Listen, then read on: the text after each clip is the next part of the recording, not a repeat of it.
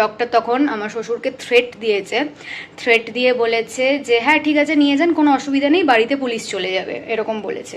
কারণ আজকে সকালবেলা আমি যাব হসপিটালে ডক্টরের সাথে কথা বলতে। তো এটা কি আদেও সত্যি নাকি এটা জাস্ট আমার ওভার থিঙ্কিং?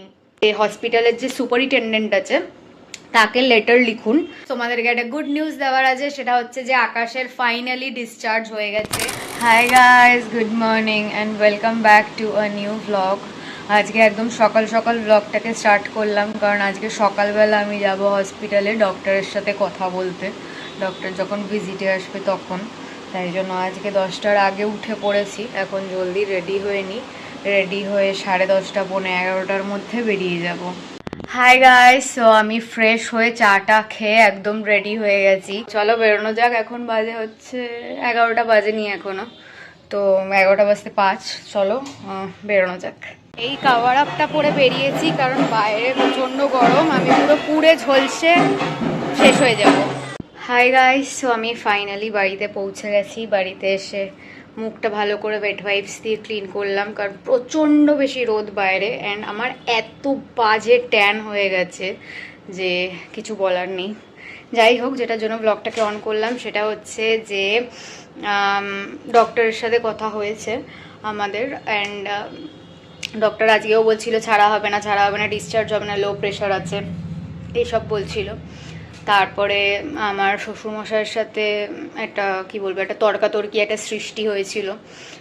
তো ওর তো সারা জীবনই লো প্রেশার থাকে, তো এটা খুবই একটা নর্মাল ব্যাপার। এই ওয়েদারে আজকালকার দিনে প্রত্যেকটা মানুষের, কলকাতার 90% মানুষের হয়তো লো প্রেশার আছে এখন, যেহেতু এই ওয়েদারে যারা বাইরে বেরিয়ে কাজ ফাজ করছে।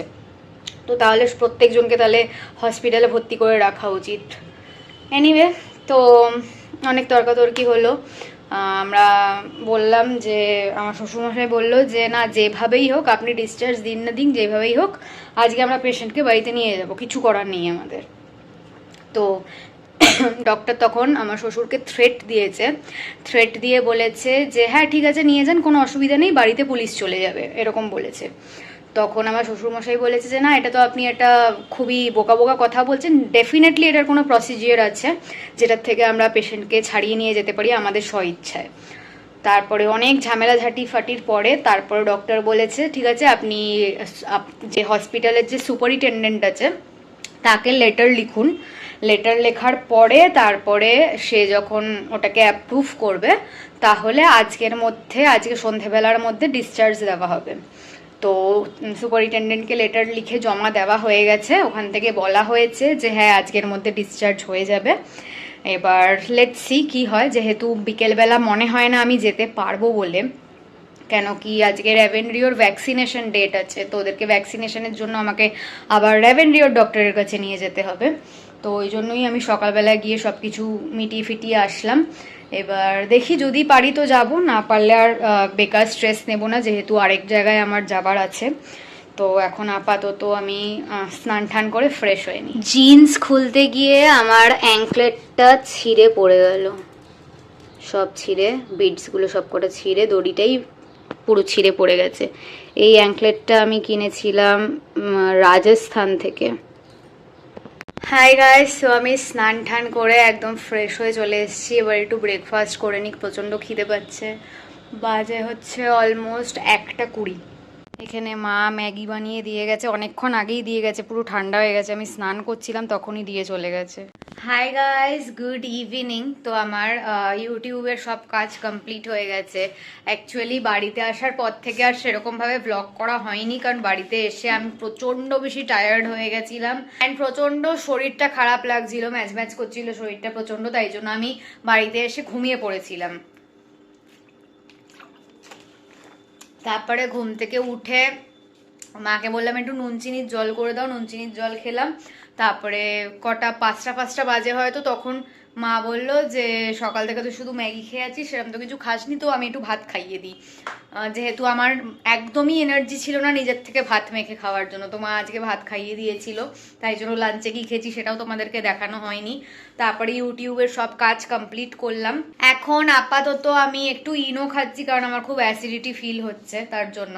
And on a good note, তোমাদেরকে একটা গুড নিউজ দেওয়ার আছে, সেটা হচ্ছে যে আকাশের ফাইনালি ডিসচার্জ হয়ে গেছে and he is back home. বাড়িতেও রেস্ট নিচ্ছে। আজকে ও আসেনি, ও আসতে চাইলেও আমি এমনিতেও ওকে আসতে দিতাম না।